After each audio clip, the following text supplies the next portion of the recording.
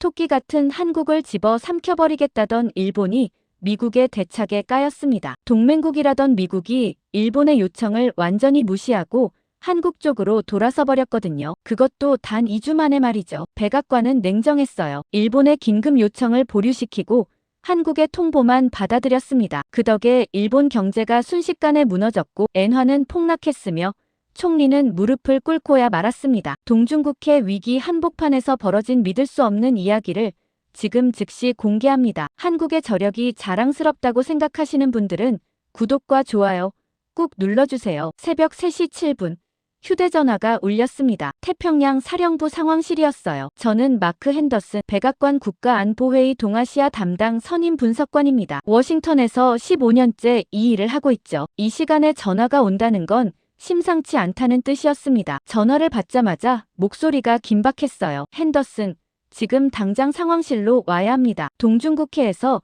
중국 구축함과 일본 호위함이 충돌 직전까지 갔습니다. 저는 침대에서 벌떡 일어났습니다. 옷을 주섬주섬 입으며 물었죠. 얼마나 가까이 붙었습니까? 50m 이내입니다. 담당관이 답했어요. 양측 다 무장 상태고 레이더 로곤까지 확인됐습니다. 지금은요? 일단 거리를 벌리고 있습니다만 언제 다시 악화될지 모릅니다. 지금 바로 나갑니다. 저는 전화를 끊고 차 키를 집어들었습니다. 워싱턴 새벽 거리는 텅 비어 있었어요. 신호등만 깜빡이고 있었죠. 백악관까지 15분 거리였지만 10분 만에 도착했습니다. 경비를 통과해 지하로 내려갔어요. 상황실 문을 열고 들어가니 이미 6명이 모여 있었습니다. 대형 스크린에는 동중국해 해역 지도가 떠 있었어요. 빨간 점과 파란 점이 서로 위태롭게 가까이 붙어 있었죠. 핸더슨 왔군요. 정보 담당관이 저를 봤습니다. 여기 보십시오. 그가 레이저 포인터로 화면을 가리켰어요. 중국 해군 구축함이 센카쿠 해역으로 진입했습니다. 일본 해상자위대 무라사메급 호위함이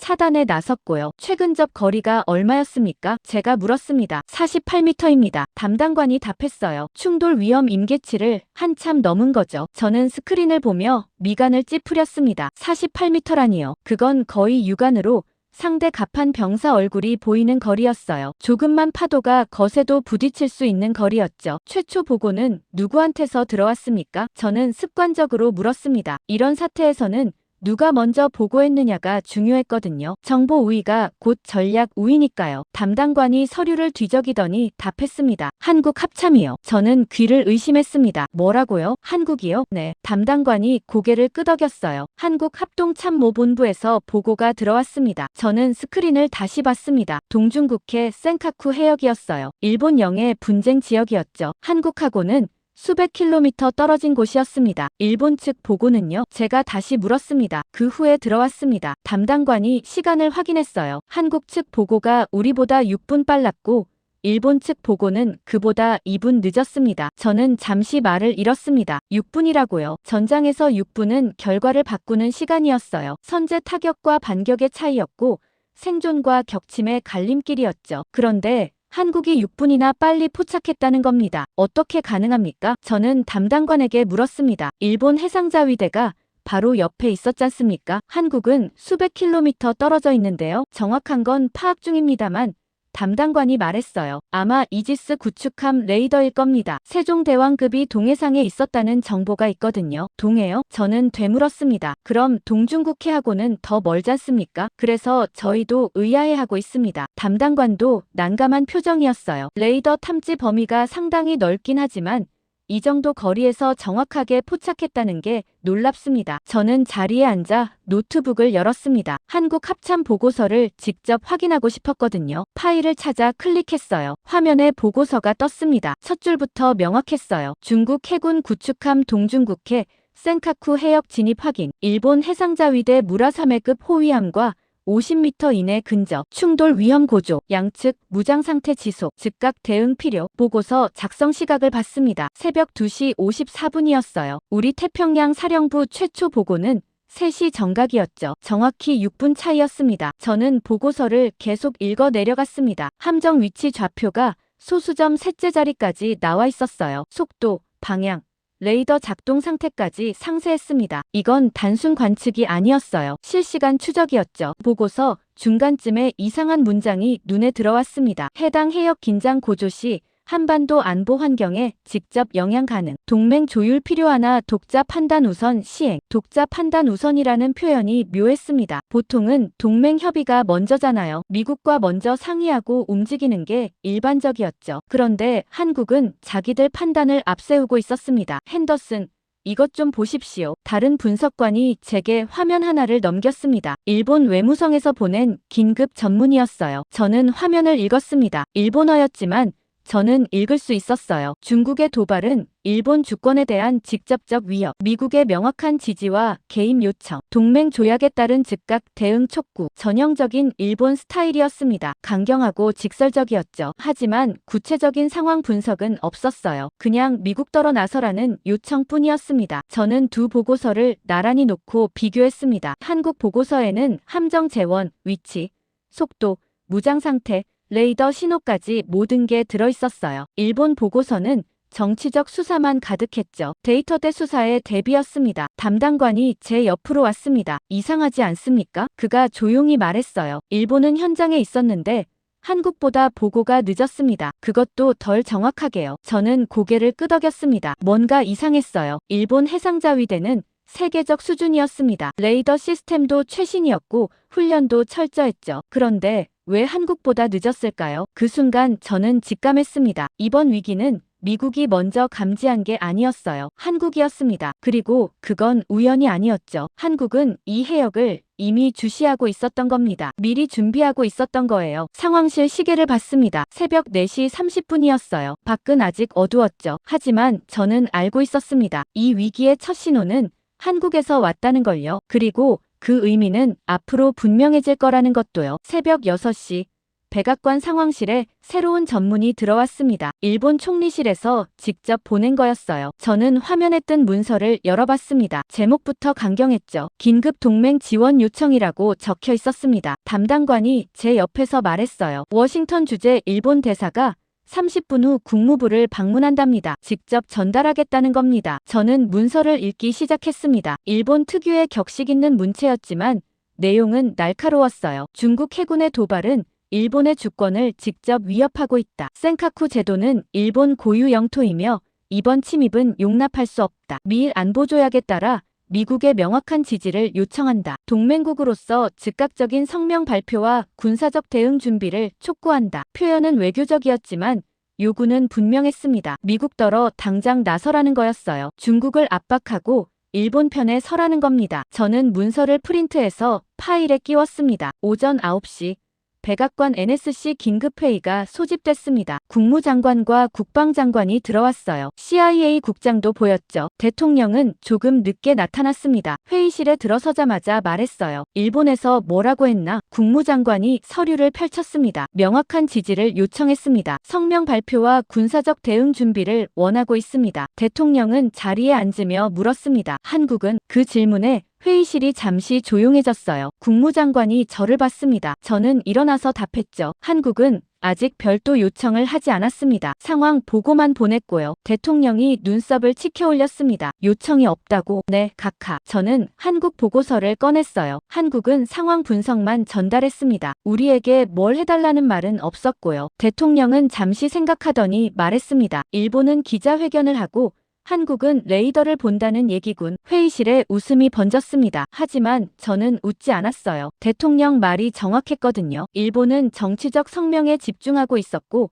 한국은 군사적 데이터를 수집하고 있었습니다. 접근 방식이 완전히 달랐죠. 국방장관이 입을 열었습니다. 일본 요청에 어떻게 대응하시겠습니까? 대통령은 창밖을 보며 말했습니다. 성명은 나중에 생각하고 일단 상황을 더 지켜보자. 한국 쪽 분석이 더 정확해 보이니까 거기에 집중하게. 국무장관이 조심스럽게 말했습니다. 하지만 각하, 일본은 우리 동맹국입니다. 요청을 무시할 순 없지 않습니까? 무시하는 게 아니야. 대통령이 반박했어요. 현명하게 대응하는 거지. 일본이 원하는 건 우리가 앞장서서 중국과 싸우는 거야. 그런데 왜 우리가 그래야 하나? 회의실이 다시 조용해졌습니다. 대통령 말에는 냉정한 계산이 깔려 있었어요. 동맹은 중요하지만 미국 이익이 더 중요하다는 거였죠. 회의가 끝난 후 저는 일본 담당 연락관을 만났습니다. 그는 국무부 소속이었어요. 복도에서 마주쳤을 때 그가 먼저 말을 걸었습니다. 핸더슨, 대통령이 일본 요청을 거부한 거 맞습니까? 거부는 아닙니다. 제가 조심스럽게 답했어요. 보류한 거죠. 그게 거부나 마찬가지 아닙니까? 연락관이 답답한 표정을 지었습니다. 일본은 즉각 대응을 원하고 있어요. 늦어지면 일본 내 여론이 악화됩니다. 저는 그 말의 의미를 알고 있었습니다. 일본 정부는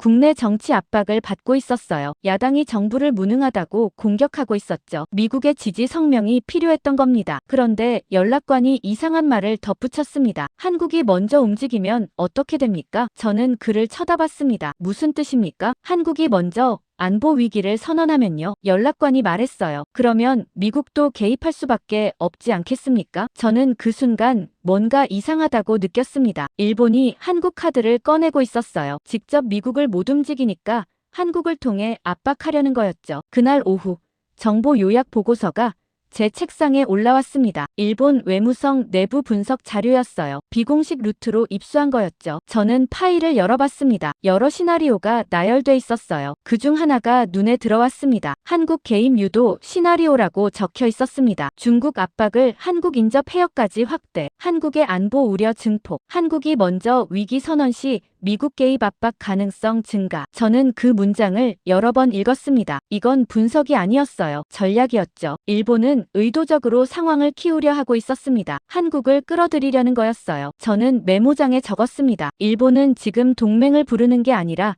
한국을 방패로 밀어넣고 있다. 그날 저녁 집에 돌아와서도 계속 생각했습니다. 일본의 계산이 보였어요. 직접 미국을 움직일 순 없으니 우회하는 거였죠. 중국 위협을 키워서 한국을 자극하고 한국이 움직이면 미국도 따라 움직일 거라는 계산이었습니다. 교묘했습니다. 하지만 위험했어요. 한국이 그 계산을 모를 리 없었거든요. 서울도 도쿄만큼 똑똑했으니까요. 다음날 아침 출근하니 새로운 보고서가 와 있었습니다. 동중국해 중국 함정 동향이었어요. 전날보다 더 공격적으로 변했다고 나와 있었죠. 일본 영해 가까이 더 접근하고 있었습니다. 그런데 이상한 게 있었어요. 일본 측 공식 발언이 줄어들고 있었습니다. 전날까지만 해도 외무성 대변인이 매일 브리핑을 했었거든요. 그런데 갑자기 조용해졌어요. 저는 일본 담당관에게 전화했습니다. 왜 일본이 조용해졌습니까? 전략 변경인 것 같습니다. 담당관이 답했어요. 직접 목소리 높이는 대신 다른 방식을 쓰고 있습니다. 다른 방식이요? 한국을 주시하고 있습니다. 담당관이 조용히 말했어요. 한국이 먼저 반응하길 기다리는 겁니다. 저는 전화를 끊고 창밖을 봤습니다. 워싱턴 하늘이 흐렸어요. 일본의 계산이 점점 선명해지고 있었습니다. 그들은 지금 판을 짜고 있었어요. 한국을 앞세워 미국을 끌어들이는 판을요. 그날 오후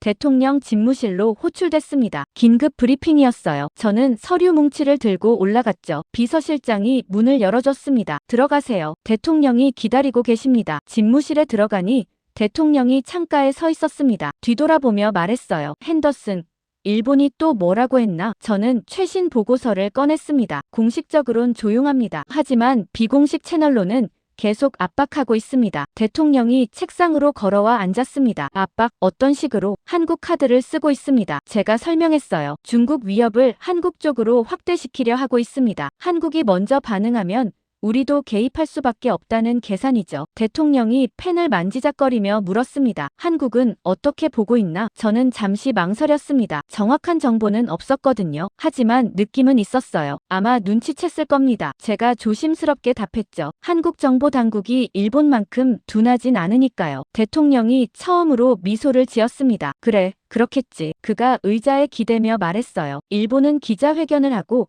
한국은 레이더를 본다고 내가 말했잖나. 네, 기억합니다. 이제 그 차이가 결과를 만들 거야. 대통령이 단호하게 말했습니다. 일본은 우리한테 의존하려 하고 한국은 스스로 판단하려 해. 어느 쪽이 더 신뢰할 만한지 자네도 알겠지? 저는 고개를 끄덕였습니다. 대통령 말이 맞았어요. 외교 수사와 군사 데이터는 달랐습니다. 일본은 정치적 성명만 쏟아냈고 한국은 구체적 정보를 보냈죠. 회의가 끝나고 제 사무실로 돌아왔습니다. 책상에 앉아 내부 지침을 작성하기 시작했어요. 대통령 지시 사항이었습니다. NSC 보고 체계 조정, 일본 관련 보고는 하루 1회로 축소, 한국 관련 보고는 실시간 체계로 전환, 동중국해 사태 모니터링 우선순위를 한국 중심으로 재편. 저는 타이핑을 멈추고 화면을 봤습니다. 이게 무슨 의미인지 정확히 알고 있었어요. 백악관이 관심축을 옮긴 겁니다. 일본은 이제 일상 보고 대상이 됐고 한국은 핵심 모니터링 대상이 된 거였죠. 다음 날 아침 일본 담당 연락관이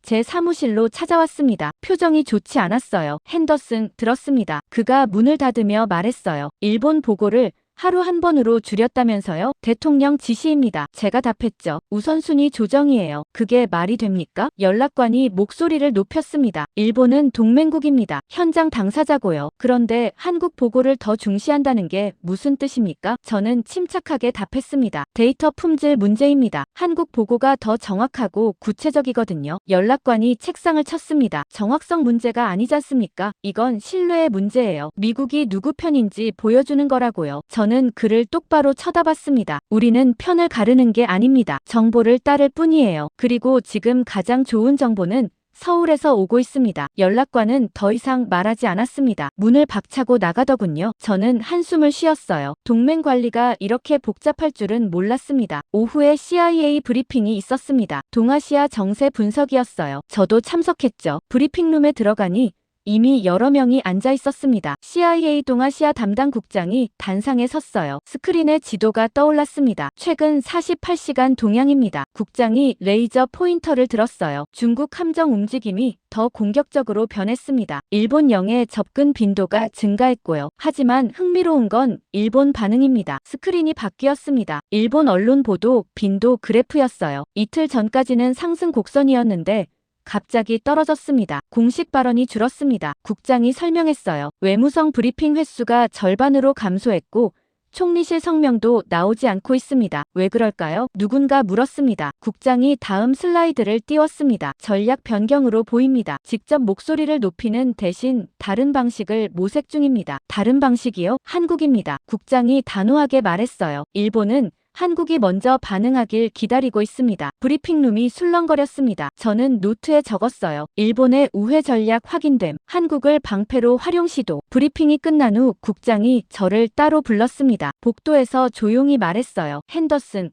백악관 반응이 어떻습니까? 대통령은 한국 쪽을 더 신뢰하고 있습니다. 제가 답했죠. 그럴만도 하지. 국장이 고개를 끄덕였습니다. 일본은 정치 게임을 하고 있고 한국은 군사 데이터를 주고 있으니까. 대통령은 데이터를 믿는 사람이에요. 제가 덧붙였습니다. 외교 수사는 안 믿고요. 그래서 지금 NSC 내부 분류가 바뀐 겁니다. 어떻게요? 일본은 외교적 갈등 카테고리로 갔습니다. 제가 설명했어요. 한국은 작전 개입 가능 변수로 분류됐고요. 국장이 휘파람을 불었습니다. 그거 큰 변화인데요. 알고 있습니다. 저는 답했죠. 그래서 일본 담당관이 아까 화를 냈던 겁니다. 그날 저녁 사무실에서 보고서를 정리하고 있었습니다. 새로운 내부 지침 문서였어요. 제목은 동중국해 사태 대응 프레임워크였습니다. 분류 체계가 명확했어요. 저는 그 문서를 프린트해서 파일에 끼웠습니다. 이제 공식이 된 겁니다. 백악관의 시선이 도쿄에서 서울로 옮겨간 거였죠. 밤 10시쯤 집에 돌아왔습니다. 저녁도 못 먹고 일만 했더니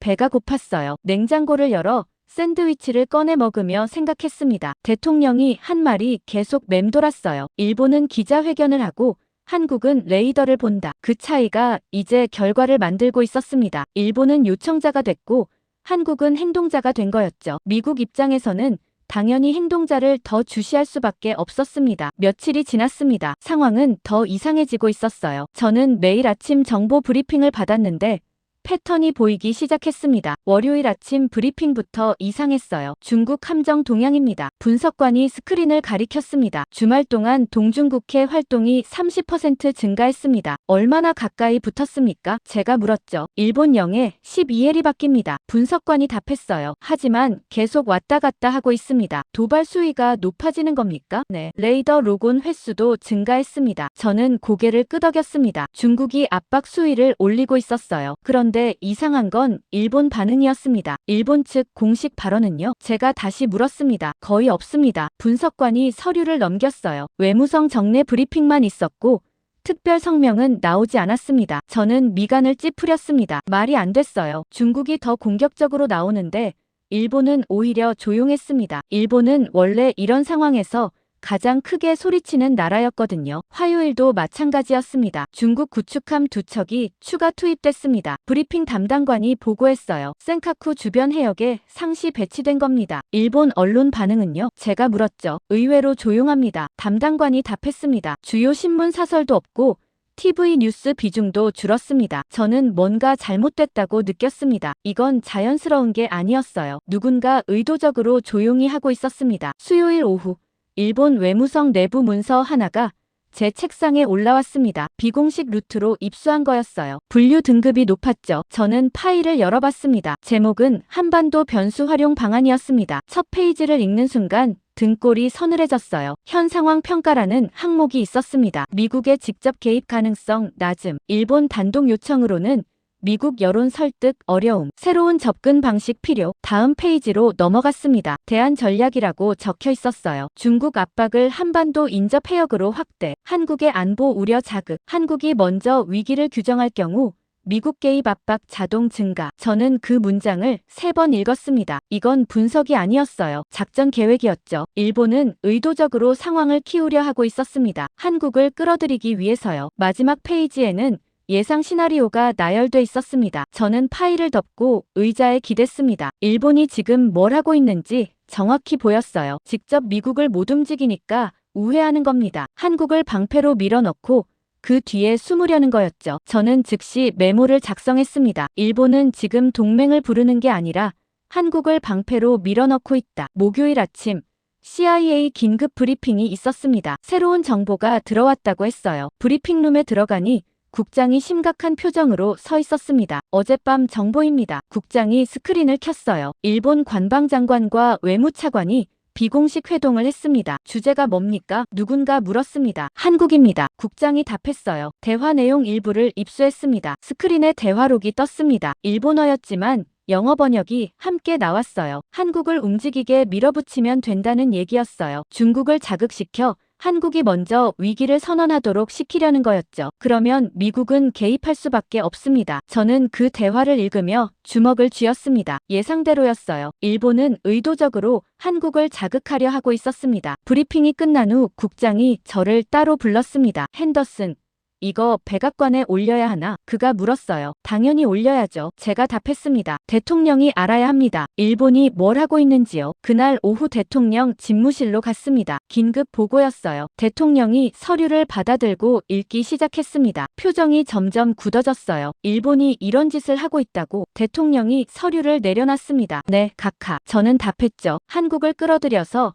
우리를 움직이려는 겁니다. 대통령이 창밖을 봤습니다. 한국은 알고 있나? 아마 알고 있을 겁니다. 제가 조심스럽게 말했어요. 한국 정보 당국이 이 정도를 못 잡을 리 없습니다. 그럼 한국은 어떻게 나올까? 대통령이 물었습니다. 모릅니다. 저는 솔직하게 답했죠. 하지만 일본 계산대로 움직이진 않을 겁니다. 대통령이 고개를 끄덕였습니다. 그래.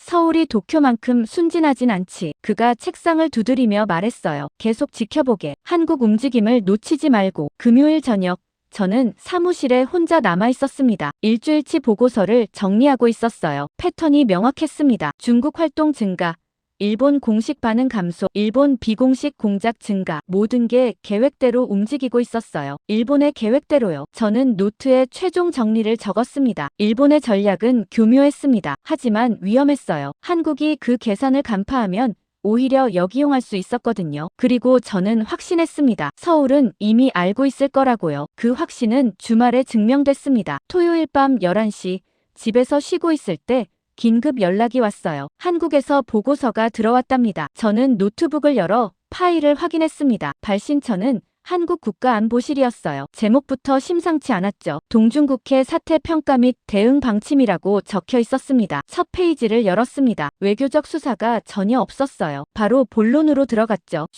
일 충돌은 한반도 안보에 직접적 영향을 미칩니다. 센카쿠 해역 긴장은 서해 및 남해 안보 환경과 연동됩니다. 우리 정부는 독자적 판단에 따라 대응합니다. 저는 그 문장을 읽으며 눈썹을 치켜 올렸습니다. 독자적 판단이라는 표현이 강했어요. 동맹 협의가 아니라 스스로 결정하겠다는 겁니다. 다음 페이지로 넘어갔습니다. 상황 분석이라는 항목이 나왔어요. 중국의 압박은 일본만을 겨냥한 것이 아님. 한반도 주변 해역으로 확대 가능성 높음. 일본의 대응 방식은 한국 안보 이익과 일치하지 않음. 우리는 타국의 계산에 따라 먼저 움직이지 않습니다. 저는 그 마지막 문장에서 멈췄습니다. 타국의 계산이라는 표현이요. 한국은 일본의 의도를 정확히 간파하고 있었어요. 자기들을 방패로 쓰려는 걸 알고 있었던 겁니다. 보고서는 계속 이어졌습니다. 대응 원칙이라는 제목 아래 3가지가 나열돼 있었어요. 첫째, 독자적 상황 판단 유지. 둘째,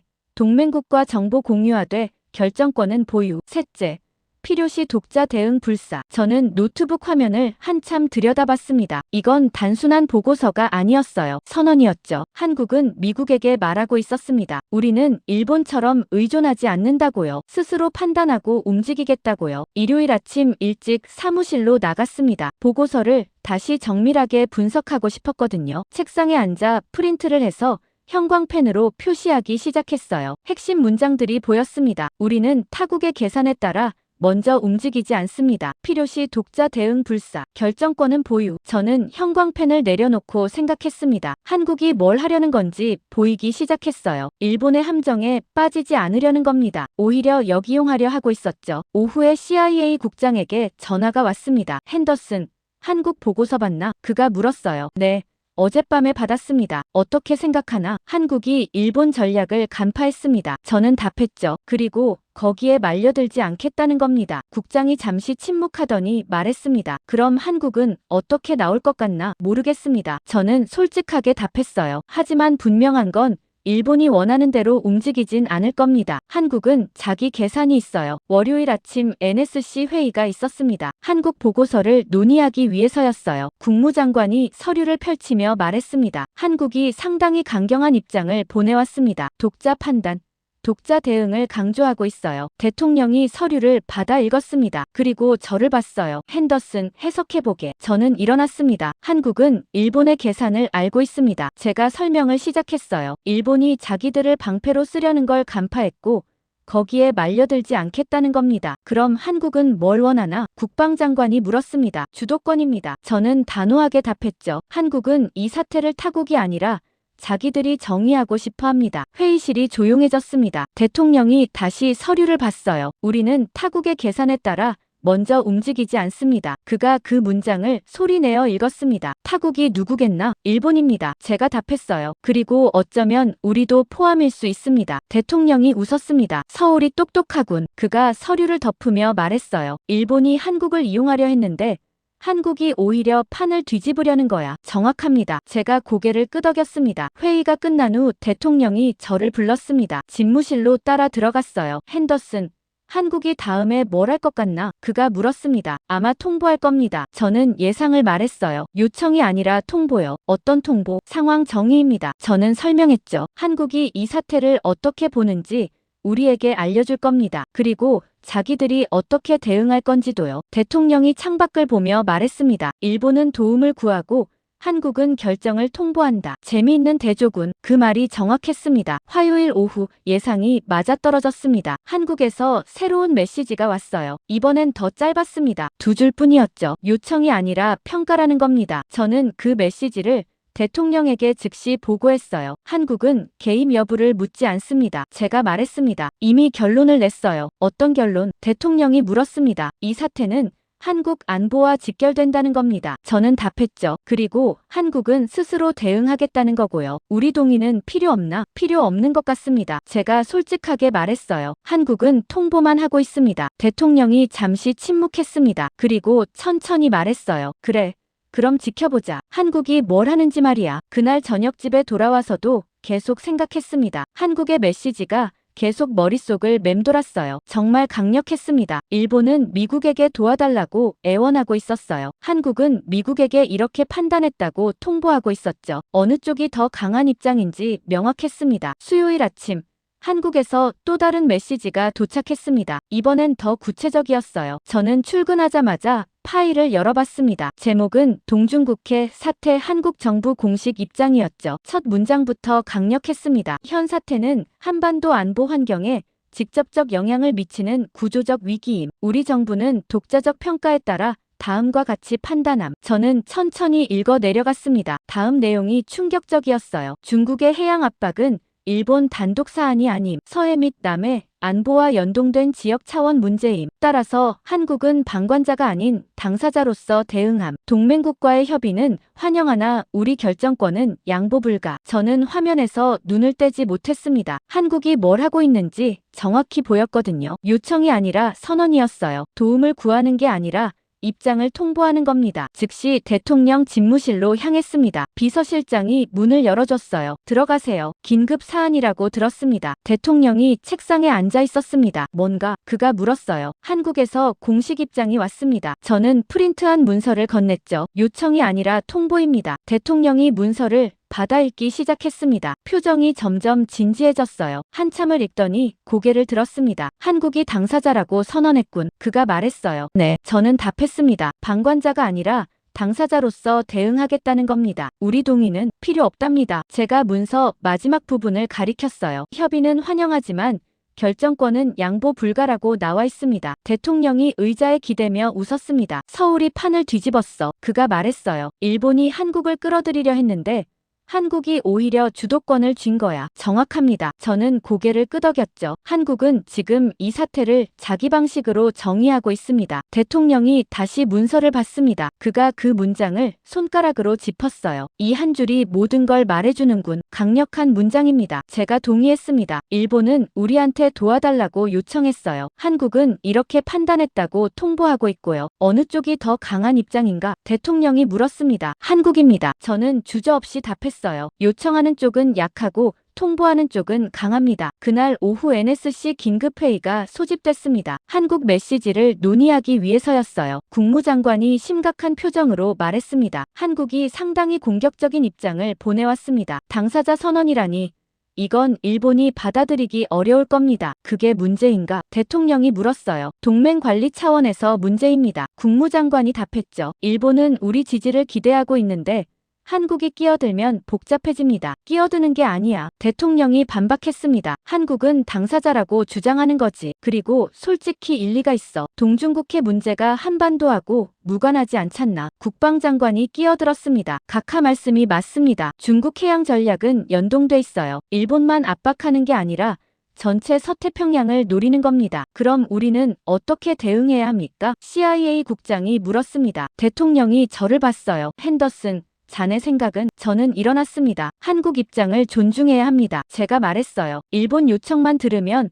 한국을 잃을 수 있습니다. 왜 그렇게 생각하나? 한국은 지금 테스트하고 있습니다. 저는 설명했죠. 미국이 누구 말을 더 듣는지요. 일본의 요청인지 한국의 통보인지 우리 선택이 앞으로 관계를 결정할 겁니다. 회의실이 조용해졌습니다. 대통령이 고개를 끄덕였어요. 알겠네. 그가 결정을 내렸습니다. 한국 메시지를 공식 수용하게. 일본한테는 우리가 상황을 계속 모니터링 중이라고만 전하고. 국무장관이 놀란 표로 물었습니다. 일본 요청은요? 보류야. 대통령이 단호하게 말했어요. 한국이 뭘 하는지 먼저 보자고. 회의가 끝난 후 복도에서 국무장관이 저를 불렀습니다. 핸더슨, 이거 위험한 선택 아닌가? 그가 걱정스럽게 말했어요. 일본을 너무 무시하는 것 같아. 무시하는 게 아닙니다. 저는 답했죠. 우선순위를 정하는 겁니다. 지금 누가 더 정확한 정보를 주고 있습니까? 한국이지. 국무장관이 인정했습니다. 그럼 당연히 한국 쪽을 더 봐야죠. 제가 말했어요. 외교는 감정이 아니라 이익입니다. 그날 저녁 백악관 내부 지침이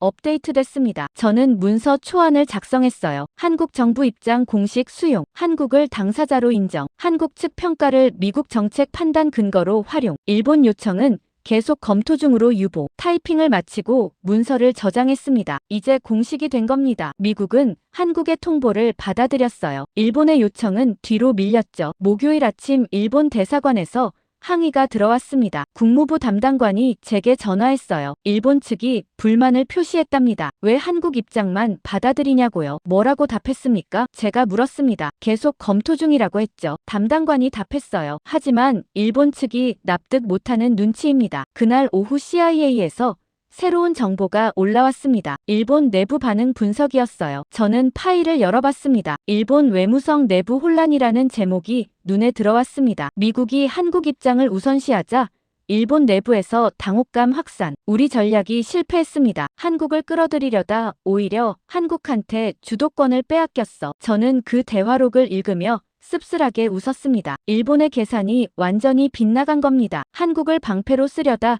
오히려 한국이 판의 중심이 돼버렸어요. 금요일 저녁 집에 돌아와 소파에 앉았습니다. 일주일이 정신없이 지나갔어요. 한국의 메시지가 계속 머릿속을 맴돌았습니다. 한국은 요청자가 아니라 통보자가 됐습니다. 미국은 한국말을 듣기 시작했고요. 일본은 뒤로 밀렸죠. 판이 완전히 뒤집힌 겁니다. 월요일 아침 출근하자마자 상사에게 호출됐습니다. NSC 동아시아 담당 국장실이었어요. 문을 열고 들어가니 국장이 서류를 펼쳐놓고 있었습니다. 핸더슨, 앉게. 그가 말했어요. 보고 체계를 바꿔야겠어. 저는 의자에 앉으며 물었습니다. 어떻게 바꾸시려고요? 일본 관련 보고는 하루 한 번만 하게. 국장이 단호하게 말했습니다. 대신 한국 관련은 실시간으로 올리고. 저는 잠시 말을 잃었습니다. 이게 무슨 의미인지 정확히 알고 있었거든요. 백악관이 우선순위를 완전히 바꾼 겁니다. 대통령 지시입니까? 제가 물었어요. 그렇네. 국장이 고개를 끄덕였습니다. 한국 움직임을 놓치지 말라고 하셨어. 일본은 일상 보고로 충분하다고 보시고. 저는 노트에 받아 적었습니다. 이건 엄청난 변화였어요. 불과 2주 전만 해도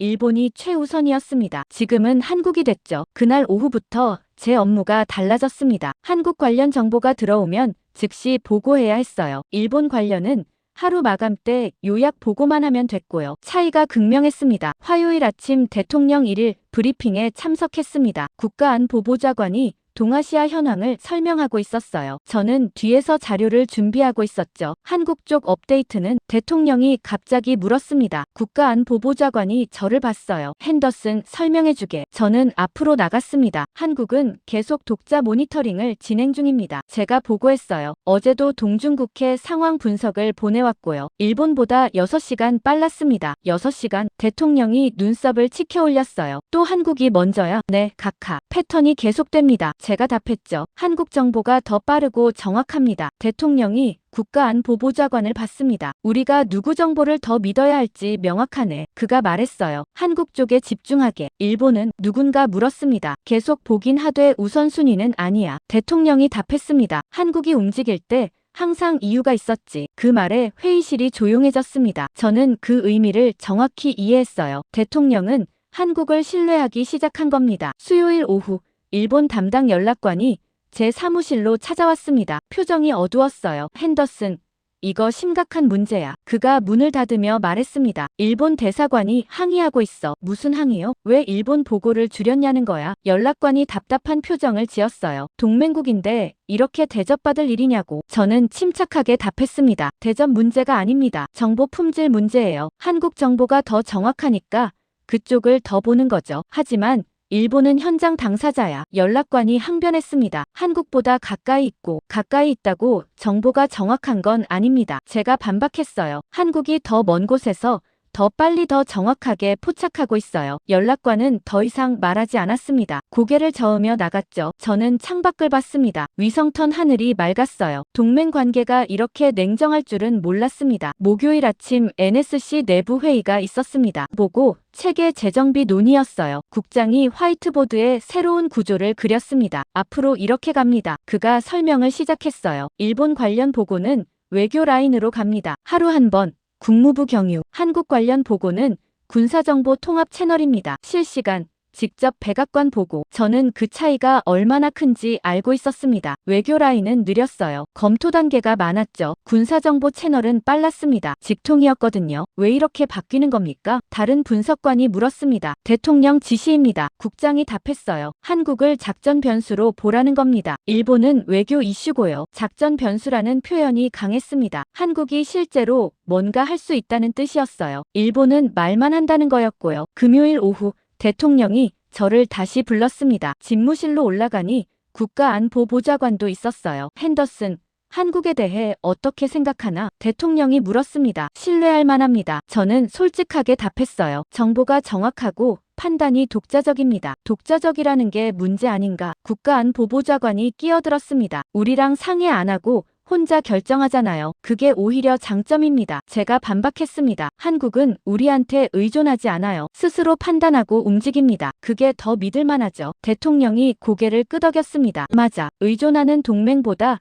독립적인 동맹이 낫지. 그가 창밖을 보며 말했어요. 일본은 맨날 우리더러 뭐 해달라고 해. 한국은 이렇게 하겠다고 통보하고 어느 쪽이 더 강한 파트너겠나? 한국입니다. 저는 주저없이 답했습니다. 그날 저녁 백악관 내부 분류가 공식 변경됐습니다. 저는 문서를 받아봤어요. 동중국해 사태 관련 국가 분류라는 제목이었습니다. 일본, 외교적 갈등 당사자, 정치적 관리 필요, 일일 보고 체계, 한국, 작전 개입 가능 변수, 군사, 정보 우선, 실시간 모니터링. 저는 문서를 프린트해서 파일에 끼웠습니다. 이제 완전히 바뀐 겁니다. 백악관의 시선이 도쿄에서 서울로 완전히 옮겨갔어요. 주말에 집에서 쉬면서도 계속 생각했습니다. 불과 3주 만에 일어난 변화였어요. 처음엔 일본이 중심이었습니다. 미국에 요청하고 지지를 구했죠. 한국은 조용히 정보만 보냈고요. 하지만 지금은 달랐습니다. 한국이 중심이 됐어요. 독자 판단을 하고 통보했죠. 미국은 한국 쪽을 더 보기 시작했습니다. 일본은 뒤로 밀렸고요. 대통령 말이 계속 머릿속을 맴돌았습니다. 한국이 움직일 땐 항상 이유가 있었지. 그 말이 맞았어요. 한국은 함부로 움직이지 않았습니다. 하지만 움직일 때는 정확했죠. 그래서 미국이 신뢰하기 시작한 겁니다. 그 신뢰는 월요일 아침 확인됐습니다. 중국 해군 동향 보고를 검토하던 중이었어요. 저는 책상에 앉아 태평양 사령부 보고서를 펼쳐놓고 있었습니다. 숫자들을 하나씩 확인하고 있었죠. 그런데 뭔가 이상했어요. 중국 구축함 속도가 줄었습니다. 미세했지만 분명했어요. 저는 지난주 데이터를 꺼내 비교해봤습니다. 일주일 전만 해도 시속 25노트였어요. 지금은 18노트였죠. 7노트나 줄어든 겁니다. 담당 분석관에게 전화했습니다. 중국 함정 속도 확인했습니까? 제가 물었어요. 네. 저희도 주목하고 있습니다. 분석관이 답했습니다. 지난 48시간 동안 계속 감속하고 있어요. 왜 그럴까요? 파악 중입니다. 분석관이 말했어요. 하지만 명확한 이유는 아직 모르겠습니다. 저는 전화를 끊고 다시 데이터를 봤습니다. 속도만이 아니었어요. 기동 패턴도 달라졌습니다. 일주일 전엔 공격적으로 지그재그로 움직였어요. 지금은 직선으로 천천히 움직이고 있었죠. 뭔가 변했습니다. 오전 10시. 긴급 브리핑이 소집됐습니다. CIA 동아시아 담당 국장이 주재했어요. 브리핑룸에 들어가니 이미 여러 명이 앉아 있었습니다. 중국 함정 동향에 이상 징후가 포착됐습니다. 국장이 스크린을 켰어요. 지난주와 이번 주 비교 데이터가 나타났습니다. 속도가 줄었고 기동이 소극적으로 변했습니다. 국장이 레이저 포인터로 그래프를 가리켰어요. 특히 어제부터 변화가 두드러집니다. 왜 그렇습니까? 누군가 물었습니다. 저희도 원인을 파악 중입니다. 국장이 답했어요. 하지만 한 가지 흥미로운 점이 있습니다. 스크린이 바뀌었습니다. 중국 국방부 내부 통신 분석이라는 제목이 떴어요. 어제 중국 국방부 내부 회의록 일부를 입수했습니다. 국장이 설명했습니다. 그중 이 부분을 주목하십시오. 화면에 중국어와 영어 번역이 함께 나타났습니다. 저는 천천히 읽었어요. 동중국해 작전 검토 회의. 일본 반응이 예상보다 약합니다. 하지만 한국 개입 가능성이 제기되고 있습니다. 한국, 어떤 근거로? 한국이 실시간 모니터링 중입니다. 미국과 정보를 공유하고 있고요. 한국의 개입 가능성을 고려하라. 저는 그 마지막 문장에서 멈췄습니다. 한국의 개입 가능성을 고려하라. 중국이 한국을 의식하기 시작한 겁니다. 이 회의 직후 중국 함정 속도가 줄었습니다. 국장이 타임라인을 보여줬어요. 우연의 일치로 보기엔 너무 정확합니다. 브리핑룸이 술렁거렸습니다. 저는 노트에 적었어요. 중국이 한국을 변수로 인식, 행동, 패턴 변화. 브리핑이 끝난 후 국장이 저를 따로 불렀습니다. 핸더슨. 이거 백악관에 즉시 보고해야 하네. 그가 말했어요. 대통령이 알아야 할 사항이야. 저는 사무실로 돌아와 긴급 보고서를 작성했습니다. 제목은 중국의 전술적 재평가였어요. 핵심 내용을 요약했습니다. 중국 해군 동향 변화 확인, 속도 감소, 기동 패턴 소극화, 중국 국방부 내부 회의에서 한국 개입 가능성 논의, 한국을 새로운 변수로 인식한 것으로 판단, 보고서를 완성하고 대통령실에 전송했습니다. 30분 후 회신이 왔어요. 대통령이 직접 보겠다는 겁니다. 오후 3시.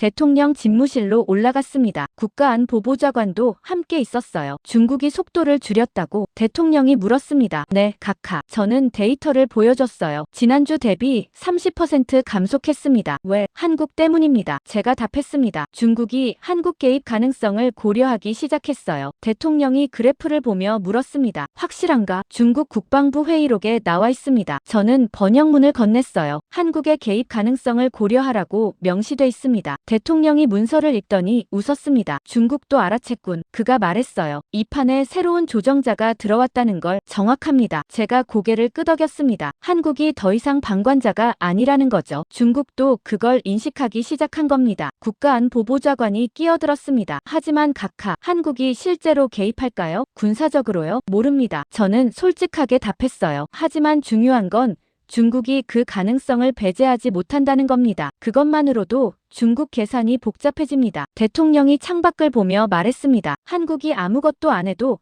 중국이 알아서 조심하는구만. 존재만으로 압박이 되는 거야. 저는 그 표현이 정확하다고 생각했습니다. 한국은 아직 아무것도 하지 않았어요. 그냥 모니터링하고 정보를 보냈을 뿐이었죠. 하지만 중국은 이미 반응하고 있었습니다. 한국을 의식하기 시작한 겁니다. 그날 저녁 추가 보고서가 올라왔습니다. 태평양 사령부에서 보낸 거였어요. 제목은 중국 해군 작전 수정 징후였습니다. 저는 파일을 열어봤습니다. 보고서 하단에 새로운 문장이 추가돼 있었어요. 중국 해군 작전 계획 수정 중인 것으로 추정. 한국의 개입 가능성 고려한 것으로 분석. 일본 단독 대응 과정에서 한일 연합 대응 시나리오로 전환 가능성. 저는 그 문장들을 형광펜으로 표시했습니다. 중국이 계산을 바꾸고 있었어요. 일본만 상대하면 된다고 생각했는데 이제 한국까지 고려해야 하는 겁니다. 변수가 하나 더 생긴 거였죠. 금요일 오전 NSC 주간 회의에서 이 내용이 보고됐습니다. 대통령이 참모들을 보며 말했어요. 중국이 멈칫했어. 그가 보고서를 두드렸습니다. 한국 때문에 말이야. 일본은 3주 동안 소리만 질렀는데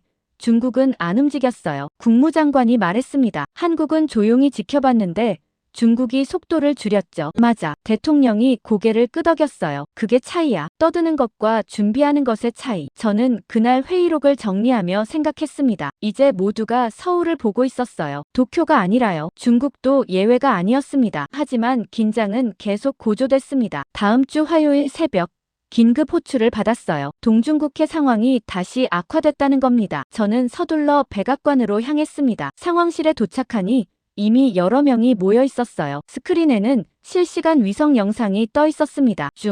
일함정 간 거리가 위험 수준까지 좁혀졌습니다. 담당관이 보고했어요. 현재 거리 200m, 계속 접근 중입니다. 200m요? 제가 되물었습니다. 그건 이론상 사격 개시 거리잖습니까? 맞습니다. 담당관이 긴장한 목소리로 답했어요. 양측 다 레이더 로곤 상태입니다. 언제든 교전 가능한 상황이에요. 저는 스크린을 뚫어지게 봤습니다. 빨간 점과 파란 점이 서로 너무 가까이 붙어 있었어요. 조금만 더 가까워지면 충돌이었습니다. 일본 측 반응은요? 누군가 물었습니다. 도쿄에서 긴급 성명 준비 중입니다. 담당관이 답했어요. 총리실이 기자회견을 소집했고요. 또 기자회견이군요. 제가 중얼거렸습니다. 한국은요? 조용합니다. 담당관이 화면을 전환했어요. 하지만 이지스 구축함이 동해에서 북상 중입니다. 저는 그 말에 귀를 기울였습니다. 북상이요? 어디로요? 동중국해 방향입니다. 담당관이 좌표를 보여줬어요. 아직 멀지만 방향은 분명합니다. 그날 오전 언론이 폭발했습니다. CNN이 먼저 속보를 띄웠어요. 중국 일본 함정 충돌 직전, 전쟁 위기 고조. BBC도 이어졌습니다. 동중국해 긴장 최고조, 양국 함정 200m 거리. 저는 뉴스를 보며 한숨을 쉬었습니다. 언론은 전쟁을 외치고 있었어요. 시장도 반응했습니다. 오전 10시 뉴욕 증시 개장과 동시에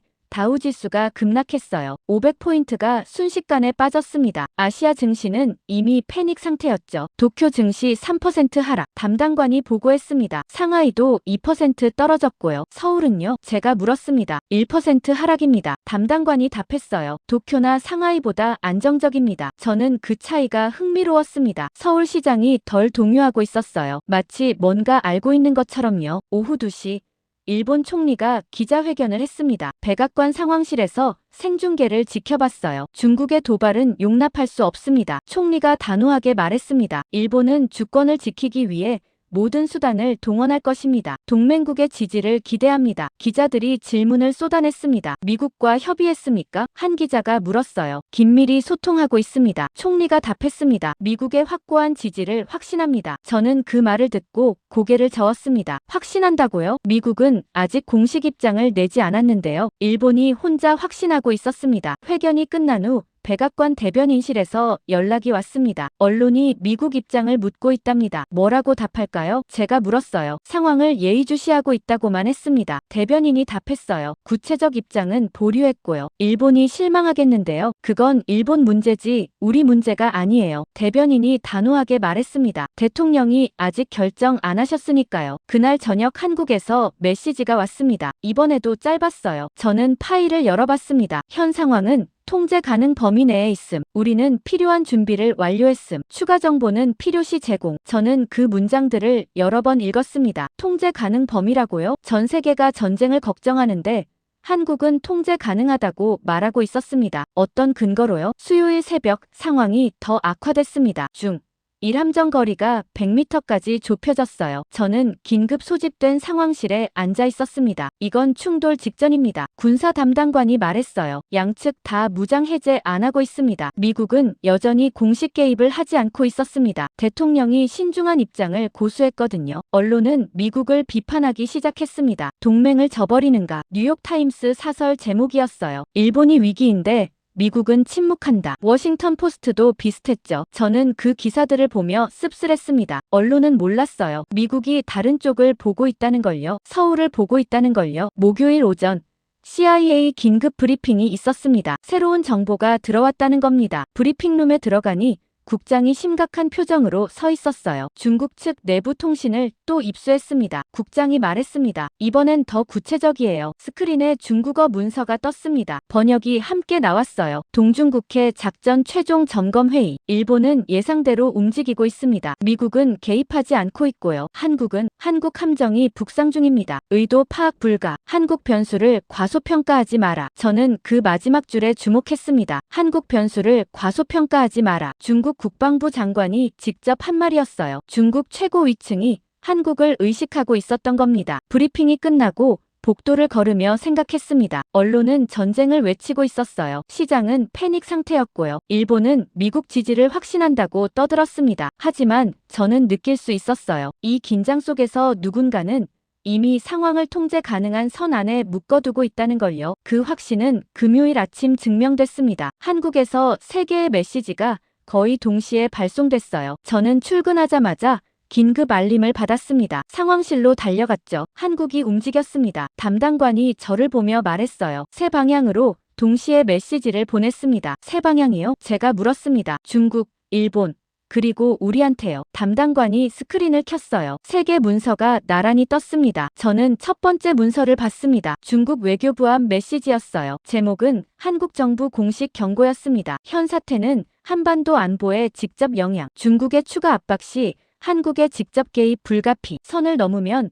한국이 독자 대응에 나설 것임. 이는 경고이자 최종 통보임. 저는 숨을 들이켰습니다. 경고라고요? 한국이 중국한테 직접 경고를 보낸 겁니다. 외교적 수사가 전혀 없었어요. 날 것 그대로였죠. 두 번째 문서를 봤습니다. 일본 외무성 앞이었어요. 일본의 대응 방식은 역효과를 초래 중. 한국은 독자 판단에 따라 개입 여부 결정. 우리가 개입하면 일본은 주도권 상실. 일본의 전략적 재고 촉구. 저는 그 문장을 읽고 입이 벌어졌습니다. 일본한테 주도권을 잃는다고 통보한 겁니다. 우리가 나서면 너희는 밀린다는 거였어요. 세 번째 문서가 미국 앞이었습니다. 저는 천천히 읽었어요. 한국은 현 사태 개입 결정을 완료했음. 미국의 개입 여부는 미국이 판단할 사안. 우리는 동맹 협의를 환영하나 우리 결정은 변경 불가. 이는 통보이며 요청이 아님. 저는 그 마지막 문장에서 멈췄습니다. 통보이며 요청이 아님. 또 그 표현이었어요. 한국은 미국한테도 허락을 구하지 않았습니다. 결정했다고 통보만 한 거였죠. 담당관이 저를 봤습니다. 핸더슨,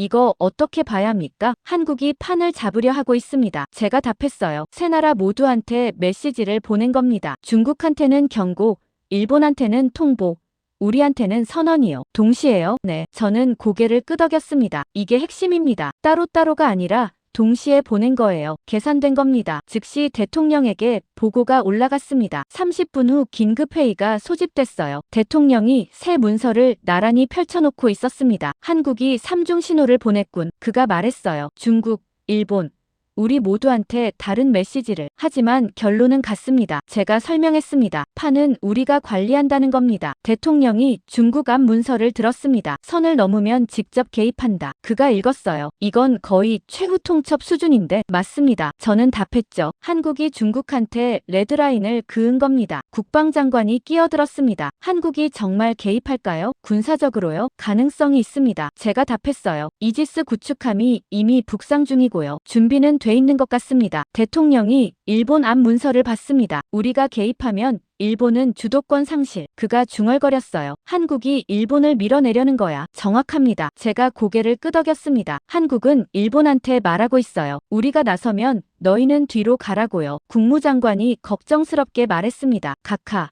이러면 일본이 반발할 텐데요. 반발하게 놔두지. 대통령이 단호하게 말했어요. 한국이 주도권 잡는 게 나쁠 것 없어. 일본보다 훨씬 차분하잖나. 대통령이 미국 앞 문서를 마지막으로 봤습니다. 통보이며 요청이 아님. 그가 그 문장을 손가락으로 짚었어요. 이게 한국 스타일이야. 허락 안 구하고 통보만 해. 저는 조용히 답했습니다. 그게 오히려 신뢰를 줍니다. 의존하지 않으니까요. 맞아. 대통령이 웃었습니다. 일본은 맨날 우리한테 매달려. 한국은 자기 결정을 통보하고. 어느 쪽이 더 믿을만하겠나? 회의가 끝난 후 저는 사무실로 돌아왔습니다. 새 문서를 프린트해서 책상에 펼쳐놓았어요. 나란히 놓고 비교했습니다. 메시지는 달랐지만 구조는 같았습니다. 중국한테는 선을 넘으면 한국이 직접 개입한다. 일본한테는 우리가 개입하면 일본은 통제권을 잃는다. 미국한테는 개입 여부는 묻지 않는다. 통보한다. 저는 그 구조를 노트에 정리했습니다. 세 나라 모두한테 같은 메시지를 보낸 겁니다. 판은 우리가 관리한다는 거였어요. 오후에 각국 반응이 들어오기 시작했습니다. 먼저 중국이었어요. 베이징에서 공식 회신이 왔습니다. 한국의 우려를 이해함. 추가 검토 중. 저는 그 짧은 문장을 봤습니다. 중국이 물러선 겁니다. 직접적으로 말하진 않았지만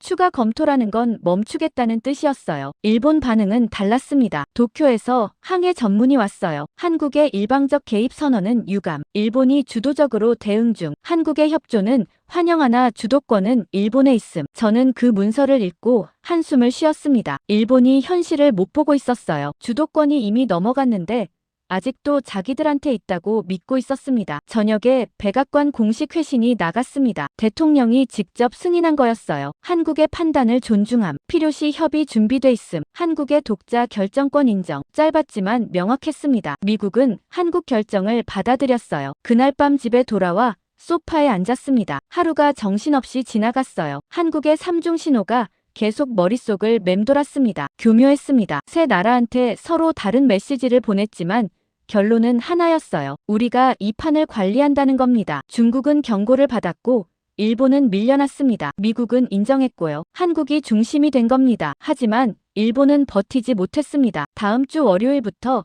균열이 보이기 시작했어요. 저는 아침 브리핑에서 도쿄 경제 지표를 받아봤습니다. 숫자들이 심상치 않았어요. 엔화 환율이 급등하고 있습니다. 경제 담당관이 보고했어요. 달러당 155엔을 돌파했습니다. 일주일 만에 5% 상승입니다. 저는 그래프를 봤습니다. 거의 수직 상승이었어요. 시장이 패닉 상태였죠. 왜 이렇게 급등합니까? 제가 물었습니다. 투자자들이 일본을 이탈하고 있습니다. 담당관이 설명했어요. 안보 불안 때문입니다. 동중국해 사태가 길어지면서 신뢰가 무너지고 있어요. 저는 지난 3개월 환율 차트를 요청했습니다. 화면에 그래프가 떴어요. 한 달 전만 해도 안정적이었습니다. 148엔 선에서 움직였죠. 그런데 총리가 강경 발언을 시작한 시점부터 곡선이 꺾였어요. 점점 가팔라지더니 이제는 거의 폭등 수준이었습니다. 화요일엔 더 나빠졌습니다. 도쿄 주식시장이 폭락했어요. 오전 브리핑 때 담당관이 긴급 보고를 했습니다. 니케이 지수가 3% 급락했습니다. 그가 말했어요. 장중 한때 4%까지 떨어졌습니다. 외국인 투자자들이 대량 매도 중이고요. 어느 섹터가 심합니까? 제가 물었어요. 금융과 수출주입니다. 담당관이 답했습니다. 엔화 약세로 수입 원가가 올라가니까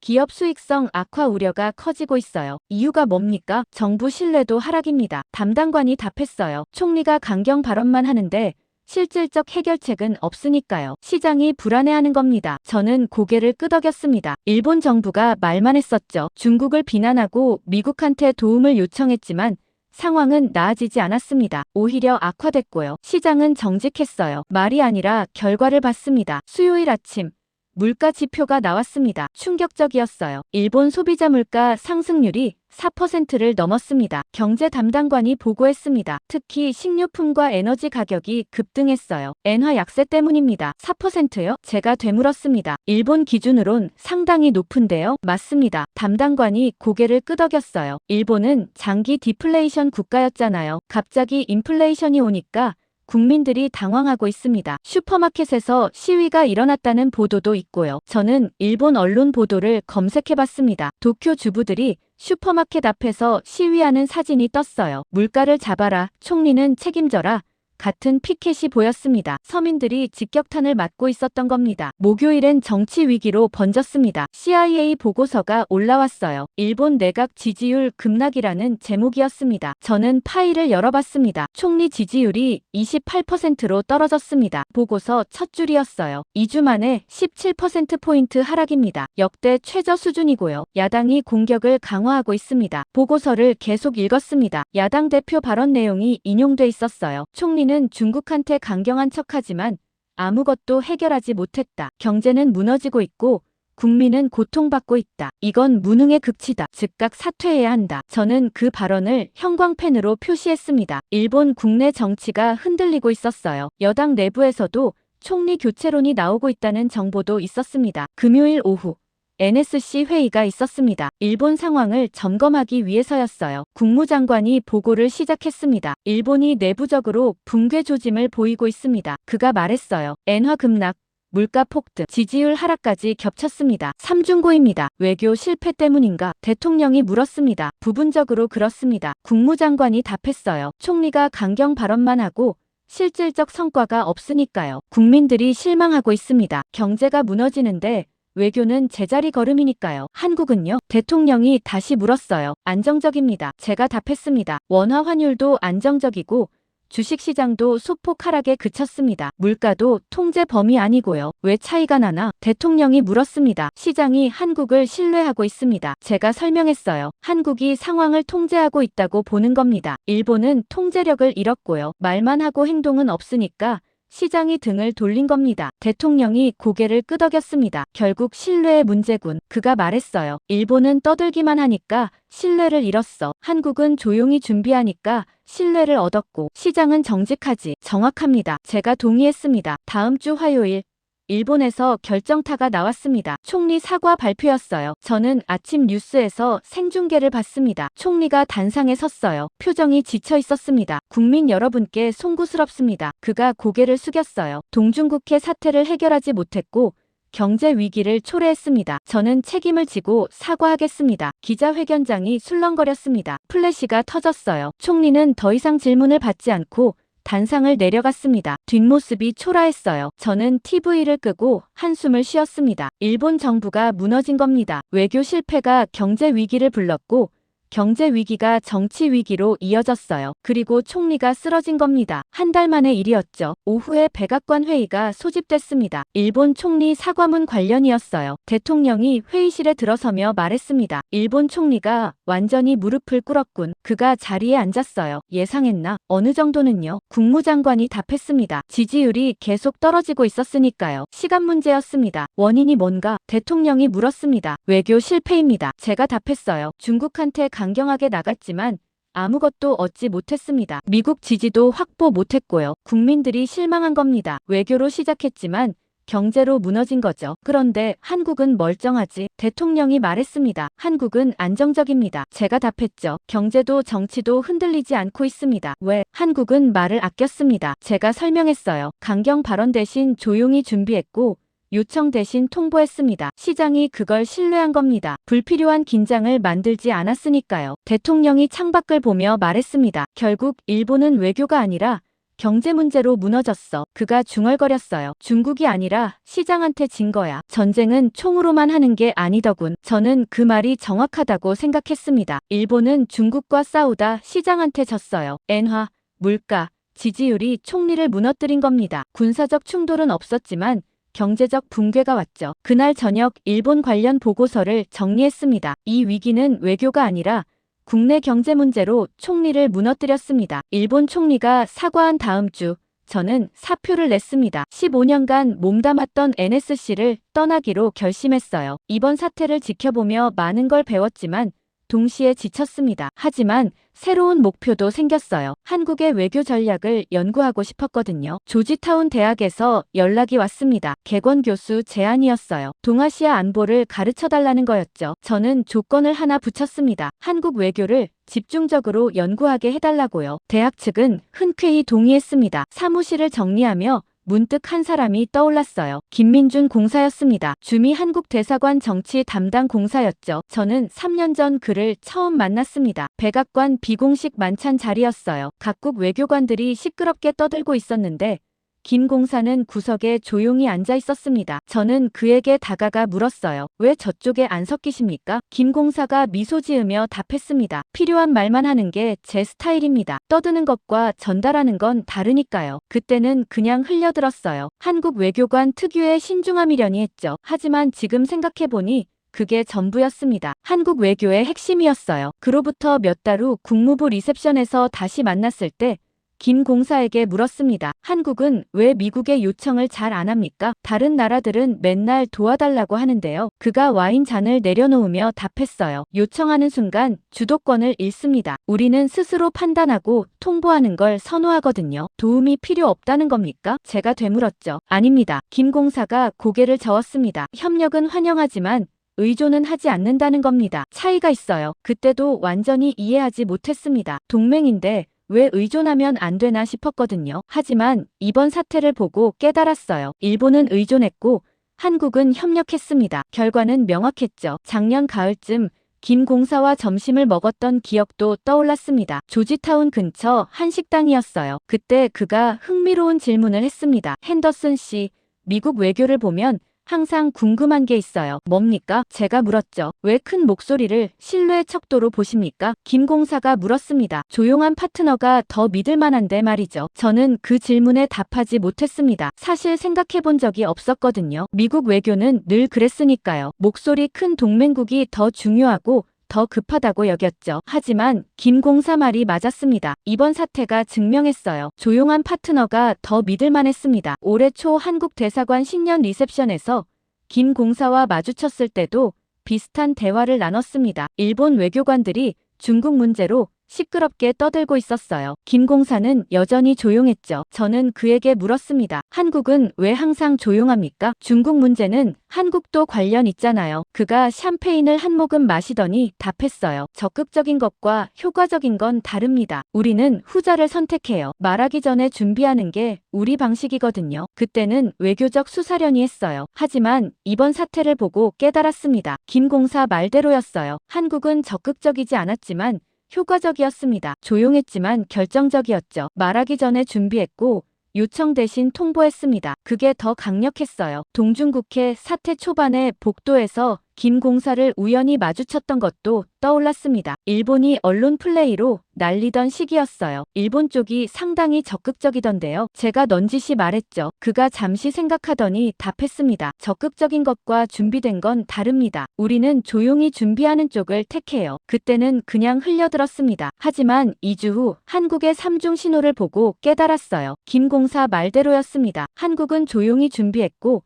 결정적 순간에 움직였죠. 작년 여름 CIA 합동 브리핑에서 김 공사와 커피를 마셨던 기억도 났습니다. 북한 문제를 논의하는 자리였어요. 미국 분석관들이 북한 위협을 과장하며 떠들고 있었죠. 김 공사는 듣기만 하고 있었습니다. 브리핑이 끝난 후 저는 그에게 물었어요. 왜 아무 말도 안 하셨습니까? 한국이 제일 관련 있는데요. 그가 조용히 답했습니다. 필요 없는 말은 안 합니다. 우리는 이미 알고 있고 준비돼 있어요. 떠드는 대신 대비하는 게 우리 방식이거든요. 그 말이 지금은 완벽하게 이해됩니다. 한국은 떠들지 않았어요. 대신 준비했죠. 일본은 떠들었지만 준비 안 했고요. 결과는 명확했습니다. 이런 기억들을 떠올리며 저는 깨달았습니다. 한국 외교에는 일관된 철학이 있었어요. 말보다 준비, 요청보다 통보, 의존보다 협력, 과시보다 실행이었죠. 김 공사는 그걸 3년 동안 계속 말해왔습니다. 저는 듣지 못했어요. 아니, 듣고도 이해하지 못했죠. 하지만 이번 사태가 가르쳐줬습니다. 한국 방식이 얼마나 효과적인지를요. 저는 노트를 꺼내 적기 시작했습니다. 한국 외교 연구 계획이었어요. 첫째,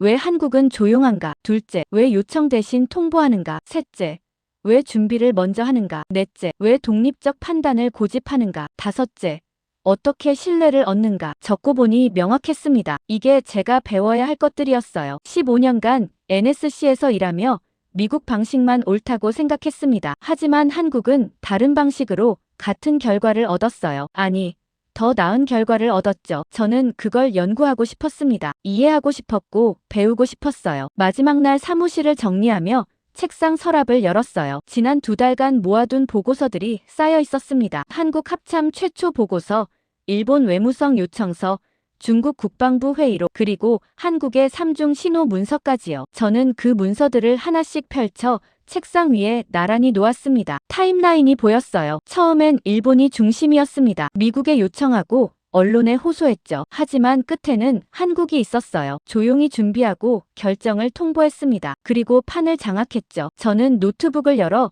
최종 보고서를 작성하기 시작했습니다. 개인 기록용이었어요. 제목은 동중국해 사태 회고였습니다. 타이핑을 시작했죠. 이번 사태를 정리하면 이렇다. 세 나라가 각자 다르게 움직였고 3가지 다른 결과를 얻었다. 일본은 자극했습니다. 제가 첫 문장을 썼어요. 중국을 향해 강경 발언을 쏟아냈고 미국을 향해 지지를 요청했습니다. 언론을 동원했고 여론을 만들었죠. 하지만 실질적 준비는 없었어요. 말만 있고 행동은 없었습니다. 결과는 참담했습니다. 엔화가 무너지고 물가가 폭등했어요. 국민이 등을 돌렸고 총리가 쓰러졌죠. 외교로 시작했지만 경제로 무너진 겁니다. 다음 문단으로 넘어갔습니다. 미국은 계산했습니다. 저는 계속 썼어요. 일본의 요청을 받았지만 즉각 응답하지 않았습니다. 한국의 정보를 받고 비교했죠. 누가 더 정확한지, 누가 더 신뢰할 만한지 따졌습니다. 데이터를 받고 패턴을 읽었어요. 그리고 선택했습니다. 일본이 아니라 한국을 봤죠. 요청하는 쪽이 아니라